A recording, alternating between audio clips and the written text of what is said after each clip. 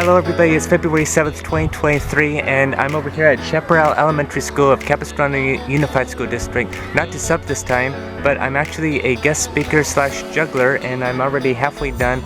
I'm juggling for 16 classes, 4 classes per grade, 2nd to 5th. I already juggled for all the 5th graders, all the 2nd graders, and it has been my dream come true. I waited like 2.5 years for this. How it all got started is back in 2020, a person found me on Facebook and gave me the information, so I submitted my information to be circulated to Capistrano Unified, saying I'm an author, juggler, speaker, and such, willing to do this at my expense. And out of the blue, I got an email last week asking if I could come here today for their Ability Awareness Day, and I accepted it with like 6 days notice, so it's like I would be there in 1 day notice probably.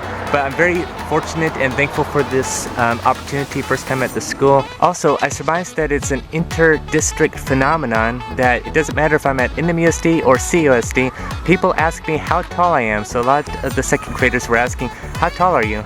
Everybody is extraordinarily nice, all the teachers, all the staff members, and all the students as well. And while I was standing there waiting after I put all my stuff down and everything, a lot of the kindergartner and 1st graders were walking by to go to the assembly, and a lot of them saw me and were just starting to wave and smile and everything, so I waved and smiled back. The 5th graders and the 2nd graders whom I juggled for were very nice, kind, and respectful. I got to introduce who I am, what my diagnosis is, the pros and the cons. I laid out like all the cons, the negative aspects. I did my science demo analogy about not bottling things up inside. I said that I view autism like an enhancer plugged into the brain that enhances my perception in life, and that I believe that autism has given me a different ability with which to see the world. And so I juggle, I give my juggling analogy, and then I juggle 4 and juggle 3 clubs. I give my B number 1 analogy before the clubs, and then I juggle like a club, a juggle bug, and a basketball, and then a basketball and 2 soccer balls and everything. You know, the reception's great. I heard a lot of compliments from the students and the people that I am a difference, that I am like a hit, she said.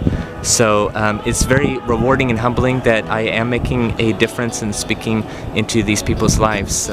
So it was amazing today. The final 8 classes went excellent.